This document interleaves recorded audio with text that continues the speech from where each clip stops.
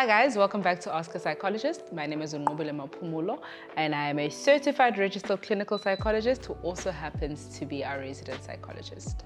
So today's question is something that's quite interesting and I'm going to read it straight from Anonymous's message. And it goes, how can I deal with the fear of being alone? And this is a scenario.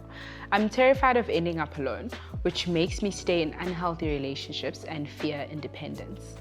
The fear of loneliness is affecting my decisions and causing me a lot of anxiety.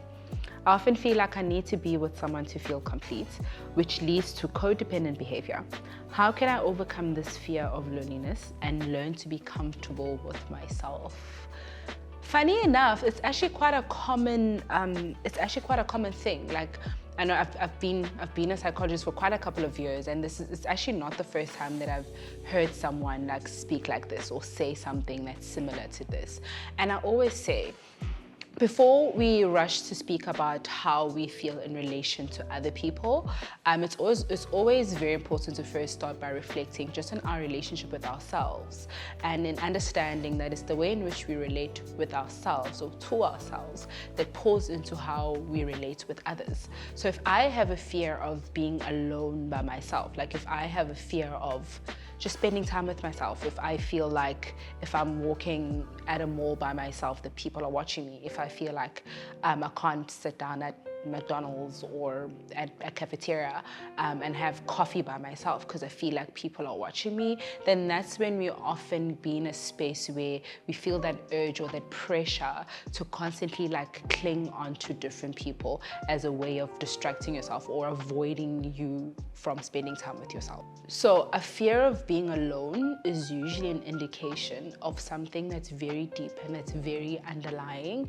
and it's usually an indication of something that's quite personal as well. And what we do with people is that if there's something that we're struggling with internally, we usually project that. So we project that onto the people that are in our lives, we project that as expectations, we project that as fear, we project that as trauma. So the best way for you to overcome your fear of being alone is to not look at it as a thing of you always need somebody to be around with you, but rather look at it as a thing of, oh my God, that means that I'm so disconnected with myself that I feel that when I'm by myself, that I feel that I'm in unfamiliar territory.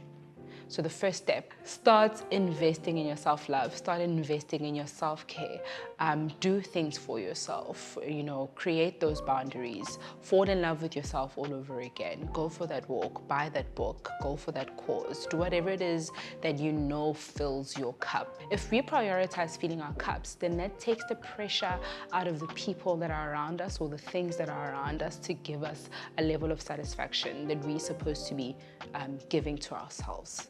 So again, invest in yourself, fill your own cup, be all about you.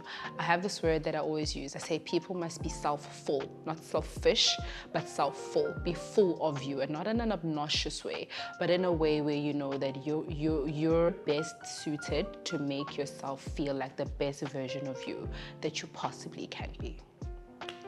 That's it from me for today. I'll catch you guys again next week. If you haven't subscribed, please don't forget to do so. And if you have any topics that you'd like for us to cover in the upcoming episodes, please leave it in one of the comment sections and we'll be sure to cover it next time. Thank you.